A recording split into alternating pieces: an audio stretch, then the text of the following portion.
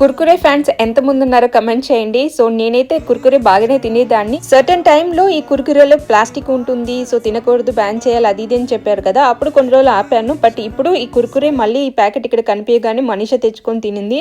And of course ఎప్పుడు ఇవ్వము, so ఎప్పుడైనా సరదాగా తెచ్చుకొని ఇలా తింటారంతే.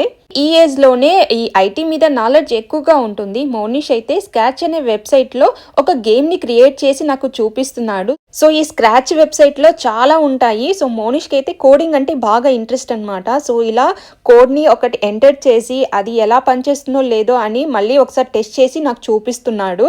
సో పిల్లలకి ఈ ఏజ్ లోనే కోడింగ్ అంటే ఏంటి, అవి ఎలా ఇవ్వాలి ఏంటి అనేది మొత్తం క్లియర్ గా పుట్టుకతోనే నేర్చుకొని వస్తున్నారో ఏమో బయటికి. మోనిష్ కి అయితే కోడింగ్ అంటే బాగా ఇంట్రెస్ట్.